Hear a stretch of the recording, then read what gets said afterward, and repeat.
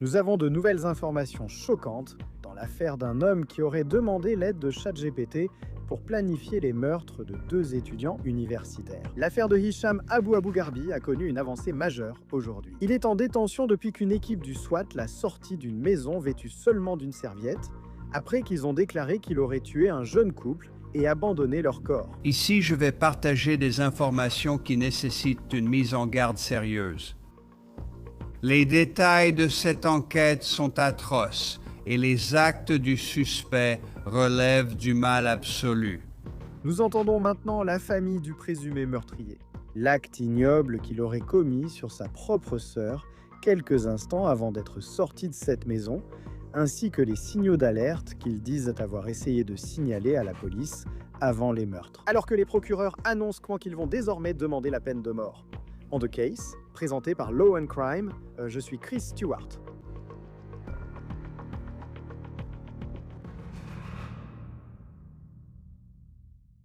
Avant de commencer cet épisode d'On the Case, je vous présente l'application gratuite Upside qui vous permet de récupérer de l'argent sur vos achats quotidiens, essence, courses et plats à emporter. Voici comment faire. Téléchargez gratuitement Upside, choisissez une offre parmi plus de 100 000 points de vente, payez avec votre carte, puis vérifiez l'achat pour récupérer de l'argent. Je l'ai utilisé quand je fais le plein d'essence ou quand je prends des plats à emporter. Je cherche d'abord les offres sur Upside. Ensuite, après avoir dépensé, l'argent apparaît dans mon application et je le transfère directement sur mon compte bancaire. Les utilisateurs réguliers d'Upside gagnent en moyenne 254 $ de cashback par an. Alors, qu'est-ce que tu fais maintenant? Pour commencer à recevoir ton cashback, télécharge gratuitement Upside. Tu peux cliquer sur le lien dans la description, scanner ce code QR à l'écran et utiliser le code promo OTC, ce qui te donnera un bonus supplémentaire de 25 cents par gallon sur ton premier plein d'essence. Il semble que les preuves dans cette affaire soient accablantes pour l'accusation. Et en plus de cela, tu ajoutes ce que ce suspect aurait soi-disant écrit dans le chat de ChatGPT. Les procureurs disent mais que tout ce qu'ils pensaient en planifiant prétendument les meurtres de ces deux étudiants a été mis dans un chatbot d'IA. L'affaire de Hicham Abu Garbi était devant le tribunal pour sa comparution sur les chefs d'accusation lundi à Tampa. Voici une vidéo de sa première comparution en avril, après son arrestation. Revenons sur les événements du tribunal aujourd'hui et leurs conséquences pour la suite de l'affaire. Nous apprenons également qu'une situation très troublante, qui se serait produite avant son arrestation en avril dernier, au domicile de sa famille. Maintenant, Hicham est accusé d'avoir tué son colocataire, Zamir Lamon, âgé de 27 ans, ainsi que la petite amie de son colocataire, une femme nommée Naïda Bristi. Tous deux étaient doctorants à l'université de Floride du Sud à Tampa. Ils étaient originaires du Bangladesh et sont venus dans ce pays pour étudier. Voici une vidéo de Bristi trouvée sur Facebook. Et les dossiers du tribunal indiquent qu'il semble que les forces de l'ordre se soient concentrées sur Hicham très tôt dans cette enquête. Et vous verrez pourquoi il agissait de façon louche dès le tout début. Et vous vous souvenez peut-être que lorsque cette affaire a éclaté, la grande question était de savoir s'il s'agissait d'un acte criminel ou simplement d'une situation où ces deux étudiants avaient disparu volontairement. Cela a vraiment pris une tournure très sombre. Et en plus d'être accusé d'avoir tué ces deux étudiants, il est également accusé d'avoir tenté de dissimuler le crime. Mais il aurait été au mieux négligent en essayant de faire cela. Lorsque Hicham a été arrêté, il a été sorti de la maison alors qu'il ne portait qu'une serviette. Et apparemment, la police ne prévoyait pas de l'arrêter ce jour-là, même s'il était suspecté dans l'affaire de ces deux étudiants de l'USF. La police est intervenue chez sa famille suite à un incident domestique. Le dossier judiciaire détaille les faits. La police indique qu'un membre de la famille a contacté les forces de l'ordre après que la sœur de Hicham soit entrée dans une pièce pour prendre des produits capillaires où se trouvait Hicham. Il aurait simplement été enroulé dans une serviette et joué à un jeu vidéo. C'est là que cela devient troublant. La police poursuit en disant que la sœur de Hicham, en quittant la salle de bain principale, a été, je cite, abordée par le prévenu qui lui a demandé un câlin. La victime lui faisait une accolade de côté lorsque le prévenu l'a attrapée et l'a maintenue contre son gré dans ses bras, face à lui. Le prévenu tentait d'embrasser la victime sur les lèvres et lui demandait de l'embrasser. La victime a repoussé le prévenu et s'est réfugiée près de la porte de la chambre qu'elle a trouvée fermée et verrouillée. Encore une fois, il s'agirait selon les allégations de sa propre sœur comme victime. Veuillez noter que la victime et le prévenu ont déjà vécu ensemble au sein du même foyer et que la victime a identifié le prévenu comme étant son frère aîné. Des détails certainement troublants ici. La police a été appelée et Hicham a été sorti de la maison en serviette. La police l'a inculpé en lien avec la situation domestique pour coups et blessures ainsi que pour séquestration. Mais soyons honnêtes, Ces accusations ne sont rien comparées à ce qu'il risque dans l'affaire des 2 étudiants de l'USF qu'il aurait prétendument tués. Les procureurs ont déclaré qu'ils allaient demander la peine de mort dans cette affaire et la famille de Hicham s'exprime également davantage, parlant apparemment de certains signaux d'alerte qu'ils auraient essayé de signaler à la police par le passé. Nous allons en parler dans un instant. Mais je veux d'abord revenir sur le début de cette histoire pour que vous puissiez voir comment les enquêteurs ont construit ce dossier. Revenons donc au 17 avril. C'est à ce moment-là que le service de police de l'Université de Floride du Sud a été informé que Naïda Brissi, âgée de 27 ans, avait été signalée disparue. Elle était réputée très responsable et ne manquait jamais rendez-vous ou grands événements, ce qui inquiétait ses amis. Le lendemain, le 18 avril, un ami de Zamil Lamon, âgé de 27 ans, a contacté la police parce que son ami ne répondait pas aux appels téléphoniques, ce qui n'était pas dans ses habitudes. Les enquêteurs ont ensuite appris que tous les deux, Brissi et Lamon, sortaient ensemble. Donc, nos détectives pensent que la première étape devrait être de retourner chez notre deuxième victime. Résidence. Donc, nous allons à la résidence de Zamil où il vit avec 2 colocataires. Un des colocataires continue d'être insaisissable. Ses récits sont incohérents, à tel point qu'il parle de tout et de rien. Il adore parler de lui-même. Et cela continue et se poursuit tout au long de l'enquête, sauf lorsque nous voulons parler de l'une de nos 2 victimes. Ensuite, il commence immédiatement à devenir évasif et trompeur. L'autre colocataire, dont nous apprenons très vite qu'il n'était pas impliqué, commence à devenir extrêmement coopératif. Et à ce moment-là, lui, dès les premières étapes, alors qu'il s'agit encore d'une affaire de disparition, nous signale que quelque chose ne va pas. Alors la police fouille ensuite l'appartement de Lamon, qu'il partageait avec 2 autres personnes. Il y a un colocataire, puis il y a l'autre qui semblait agir de façon louche. Et c'était Hicham Abou Garbi. Et en fouillant cet appartement, ils ont commencé à remarquer certaines choses. Le paillasson a disparu, ainsi que des casseroles et poêles. Alors nos détectives, aussi déterminés qu'ils soient, leur premier arrêt, c'est la benne à ordures. Ils apprennent que le compacteur à ordures de l'immeuble n'a pas encore été vidé ces derniers jours. C'est là que nous avons notre première avancée dans l'enquête. Nous allons fouiller dans la benne à ordures. Ces détectives entrent dans la benne à ordures et en vident tout le contenu. Et ils trouvent les lunettes de Zamil, sa carte d'étudiant, son portefeuille et ses vêtements, qui sont à ce moment-là extrêmement ensanglantés. Encore une fois, c'est là que nous avons notre première avancée. C'est à ce moment-là, dans cette chronologie, que la disparition de cette personne devient une affaire de disparition inquiétante. Au début, certaines personnes ont suggéré que peut-être Bristy et Lamon étaient repartis pour se marier, que ce n'était qu'une affaire de fugue. L'histoire prend alors une tournure incroyablement sombre. À l'époque, nous pensons que notre suspect actuel n'était qu'une personne d'intérêt. Nous avions besoin de plus d'informations. Nous avons assez de preuves pour obtenir un mandat de perquisition. Nous rentrons à la résidence et exécutons le mandat de perquisition.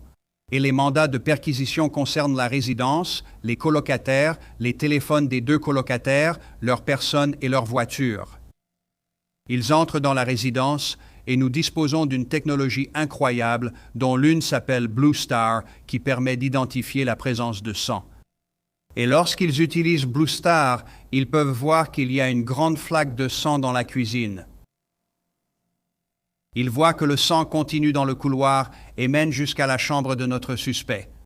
La technologie est tellement précise et fine que nous pouvons voir le contour d'un être humain sur le sol, à côté du lit de notre suspect, là où il était recroquevillé en position fétale. C'est donc ici que, selon la police, ils se sont concentrés sur Hicham. Non seulement il agissait, et selon les mots du chef, de manière évasive et trompeuse, mais il y avait apparemment une traînée de sang dans la cuisine. Et ensuite, vous voyez ce qu'il aurait saisi dans le chat GPT. Nous avons ensuite examiné son téléphone. Tout son historique avait été entièrement effacé. Aucun message texte, aucun email, aucune donnée GPS, son historique de recherche totalement effacé. Cela prend du temps car nous devons faire une analyse médico-légale approfondie du téléphone. Et ce que nous avons découvert en effectuant une analyse médico-légale approfondie, c'est que nous avons trouvé beaucoup de recherches troublantes. Il cherche, un couteau peut-il pénétrer un crâne? Un voisin peut-il entendre un coup de feu? Enfin pas vraiment, peut-on enterrer un corps dans un sac poubelle et le jeter dans une benne à ordures? Pendant qu'il effectue ses recherches, on voit aussi et on découvre qu'il fait des achats de grands sacs poubelles noirs, renforcés de chantier, de lingettes Lysol, de rubans adhésifs, de liquide à briquet, d'un briquet. Il commande certains articles sur Amazon, d'autres via DoorDash. Je veux que tout le monde dans la salle réfléchisse à cela.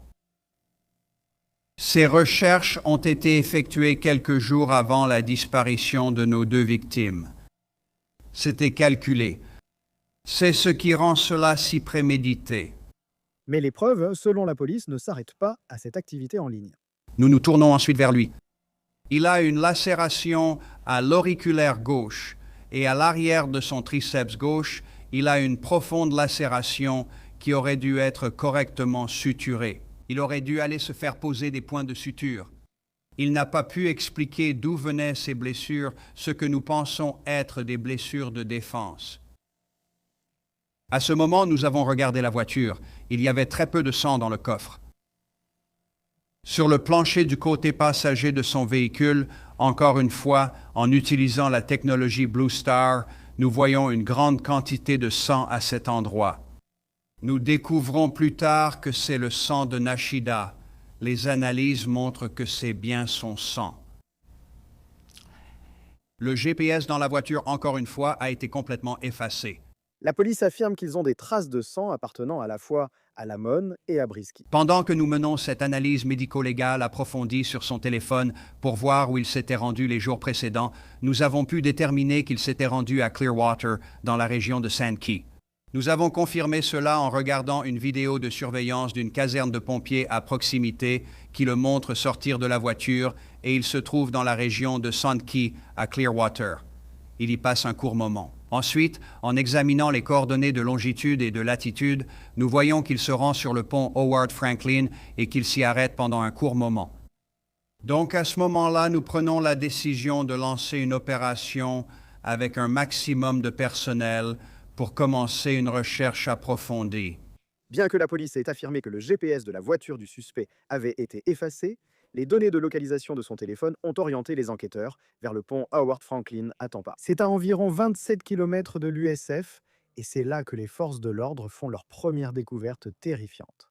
Alors que certains de nos enquêteurs examinent la latitude et la longitude de certains des endroits où ils s'étaient rendus, ils se dirigent vers le nord, sur le pont Howard Franklin, du côté de Pinellas. Et ils voient un grand sac poubelle noir posé tout seul sur le bas-côté de la route. Ils s'arrêtent. Ils s'approchent et, en arrivant près du sac, ils sentent immédiatement cette odeur particulière de restes humains, celle qui apparaît lors de la phase de décomposition. Ils s'approchent, touchent physiquement l'extérieur du sac et se rendent compte qu'il y a des restes humains à l'intérieur. Ils arrêtent ce qu'ils sont en train de faire, conscients que cela pourrait servir de preuve. Nous sommes dans le comté de Pinellas à ce moment-là, et ils contactent le bureau du shérif du comté de Pinellas, qui intervient immédiatement, accompagné du bureau du médecin légiste du comté de Pinellas, qui prend en charge ce sac et repart. Nous avons appris pendant cela qu'il s'agit de notre victime, Zamil.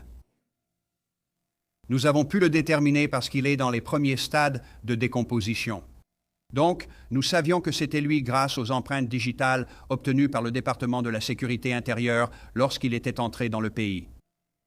Quand je parle de choses atroces, il avait été poignardé à plusieurs reprises, ce qui a finalement causé sa mort. Il avait les mains et les chevilles attachées devant lui. Ses jambes, au niveau de la zone des fesses, étaient presque complètement sectionnées afin qu'il puisse être replié et qu'il soit plus facile de le placer dans un sac poubelle. Il a été laissé sur le bord de la route. Aussi horrible que ce meurtre ait été, il a littéralement été abandonné sur le bord de l'autoroute comme un vulgaire déchet. Le corps de Zamil Lamon a été découvert le 24 avril. C'est 6 jours après que cet ami s'est rendu auprès de la police de l'USF, inquiet parce qu'il ne répondait pas à son téléphone. À ce moment-là, Hicham n'était pas encore en garde à vue. Mais c'est alors que l'incident familial impliquant prétendument sa sœur se produit et que la police doit intervenir. Nous recevons un appel téléphonique de la famille de notre suspect disant que la nuit précédente, il les avait frappés et avait exercé des violences intrafamiliales à leur encontre. Il avait un comportement erratique. Il est sorti de la douche avec seulement une serviette autour de lui. Il s'approche de sa sœur et commence, d'une manière presque obscène, à essayer de se frotter contre elle et, à un moment donné, tente d'embrasser sa sœur. Sa sœur a du mal à le repousser et elle n'arrive pas à s'éloigner librement de cette confrontation parce qu'il est plus fort qu'elle. Il agresse la famille en même temps. Alors nous essayons d'entrer en contact avec lui. Nous savons qu'il est à l'intérieur de la résidence. La famille nous le dit et nous le surveillons en permanence. Nous savons qu'il est là.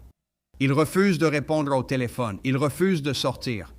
Nous prenons la décision en nous basant sur la violence dont nous savons cet individu capable. En même temps, nous apprenons que quelques jours auparavant, il avait acheté une arme à feu chez un prêteur sur gage. Nous avons appris plus tard qu'il n'avait jamais récupéré cette arme, mais nous ne le savions pas alors. La situation était très dynamique et changeante. Nous avons mobilisé le SWAT et les négociateurs pour tenter une résolution pacifique.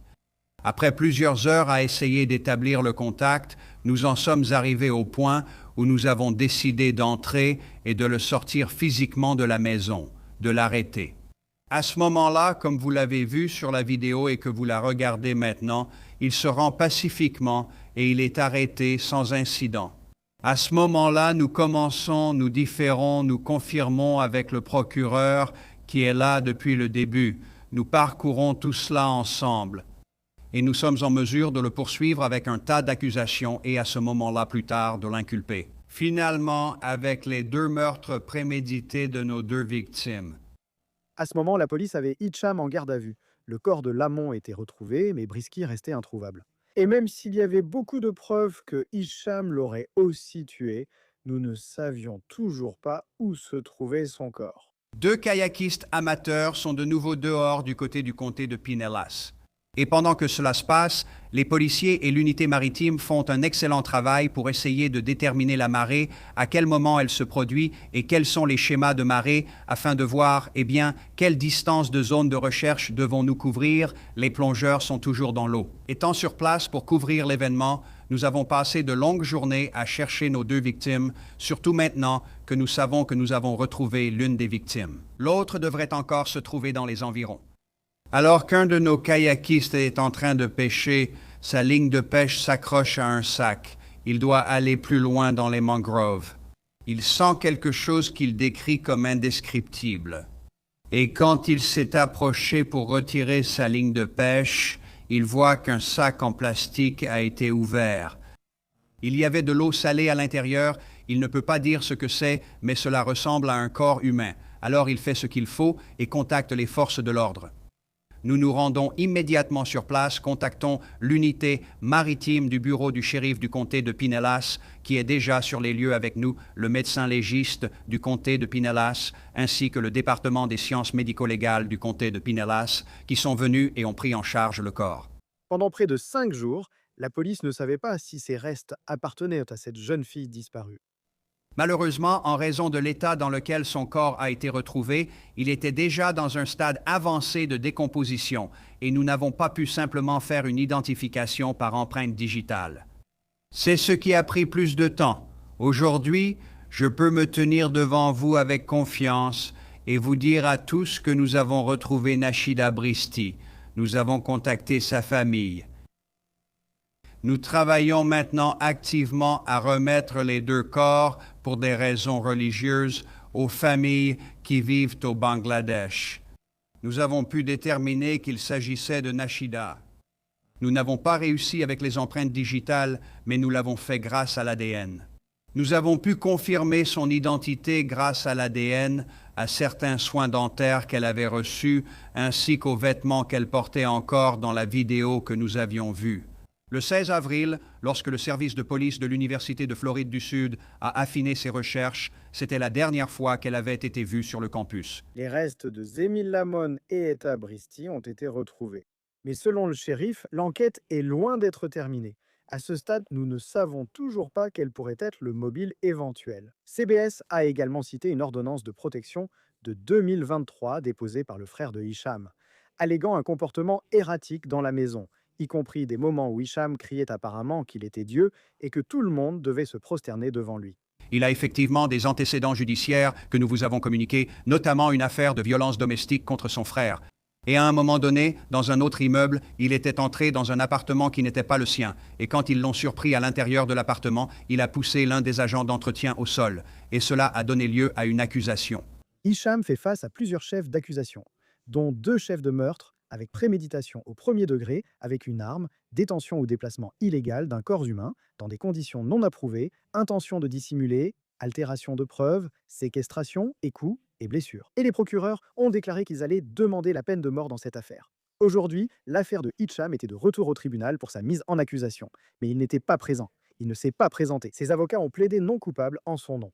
Ils ont également renoncé à son droit à être jugé rapidement. Fait intéressant, la procureure de l'État du comté de Hillsborough, Suzy Lopez, va apparemment assurer elle-même les poursuites dans cette affaire, selon Fox 13 à Tampa. Désormais, cette affaire a été regroupée en une seule.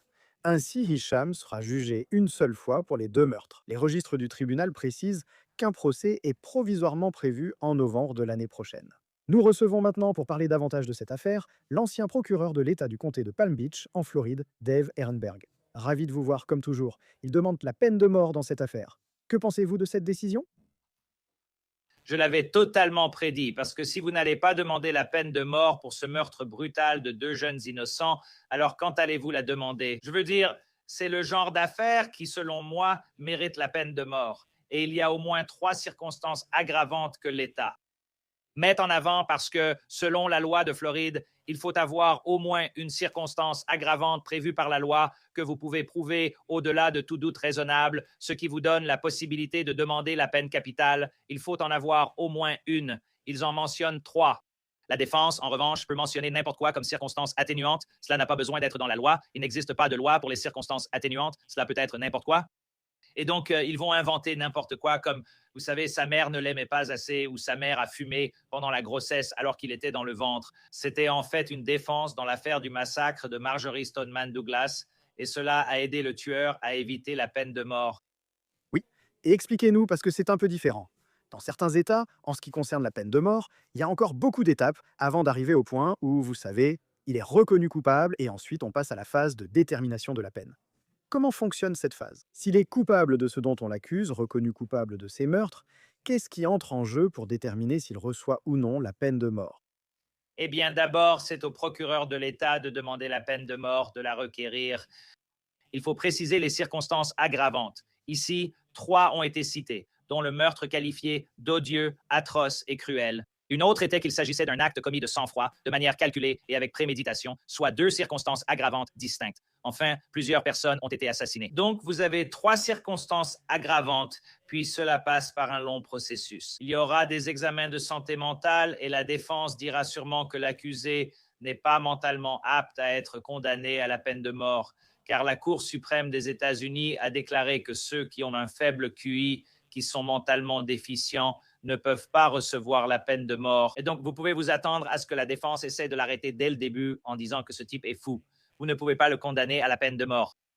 Mais si cela ne fonctionne pas, alors on passe à ce long processus où finalement on arrive à un procès scindé en 2 phases. La première étape est de décider à l'unanimité si l'accusé est coupable au-delà de tout doute raisonnable.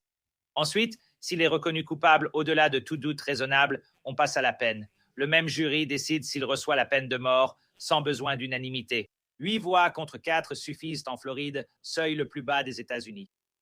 Maintenant, quand on regarde, vous savez, ce suspect et son passé. En 2023, CBS News a rapporté qu'un membre de sa famille avait déposé une ordonnance restrictive contre lui à cause de ses accès de colère où il affirmait être Dieu et exigeait que tout le monde s'incline devant lui, comme vous l'entendez là. Ce n'est clairement pas quelqu'un dans un état d'esprit normal. Ensuite, il y a eu cet incident très étrange et troublant qui a mené à la situation domestique où il aurait essayé d'embrasser sa sœur, puis la police a été appelée et il a été placé en garde à vue. En examinant les preuves, les échanges sur ChatGPT et tout ce qu'on lui reproche d'avoir fait, il faut aussi prendre en compte l'aspect santé mentale. Quel impact cela pourrait-il avoir s'il s'avère qu'il a un problème de santé mentale? Si par exemple, lors d'une évaluation psychologique, on découvre qu'on lui diagnostique quelque chose. Qu'est-ce que cela implique pour sa défense? La défense va utiliser ses problèmes mentaux pour essayer d'écarter la peine de mort dès le début. De plus, ils vont s'en servir pour essayer de dire qu'il n'est pas apte à être jugé, ce qui signifie qu'il ne comprend pas les accusations portées contre lui et ne peut pas participer à sa défense. Et si un tribunal est d'accord, si le juge est d'accord, alors il sera envoyé dans le nord de la Floride pour un traitement afin de le rendre de nouveau apte à comparaître. Et cela peut durer des années. S'il n'est jamais jugé apte à comparaître, il pourrait finir par être libéré. Mais c'est peu probable dans ce genre d'affaires. En fait, je pense qu'en raison de la préméditation impliquée, il sera difficile d'obtenir une déclaration d'inaptitude. Déclarer qu'il est inapte à comparaître, je pense que ce sera difficile pour la défense. Maintenant, en ce qui concerne l'irresponsabilité pénale pour trouble mental, c'est différent. C'est encore plus difficile. Il faut prouver qu'il avait une condition médicale reconnue et qu'il ne connaissait pas la différence entre le bien et le mal. Quand il y a préméditation puis dissimulation des actes, pourquoi agir ainsi? Vous saviez que ce que vous aviez fait était mal, un crime. Il ne pourra donc pas invoquer l'irresponsabilité pénale pour trouble mental ici, aucune chance. Il pourrait être jugé inapte à comparaître au début du procès, c'est possible, mais comme je l'ai dit, ce sera très difficile pour la défense.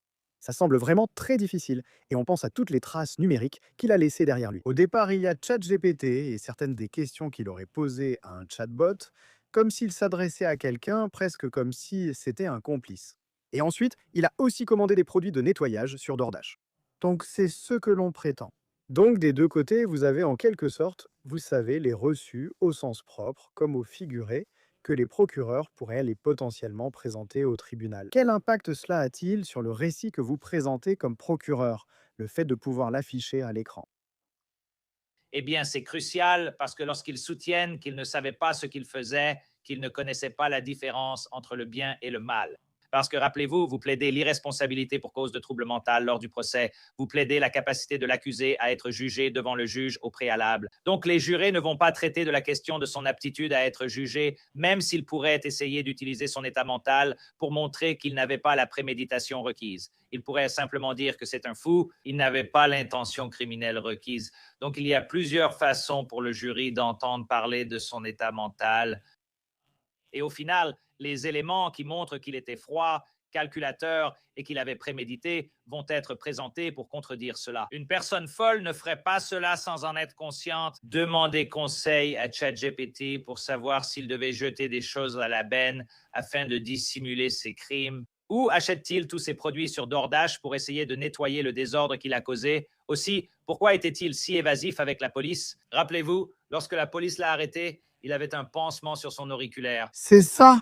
Et ça, c'est une preuve. Et il a trouvé une explication en disant, je coupais des oignons. Tu vois, ça, c'est quelqu'un qui n'est pas fou. C'est quelqu'un de froid calculateur et qui a prémédité son acte. Il coupait des oignons, mais incapable de se rappeler, lorsqu'on lui a demandé: «Qu'est-ce que tu préparais pour le dîner ce soir-là?» Il a répondu: «Je ne me souviens pas vraiment». Pourtant, c'est le genre de choses dont on se souvient normalement.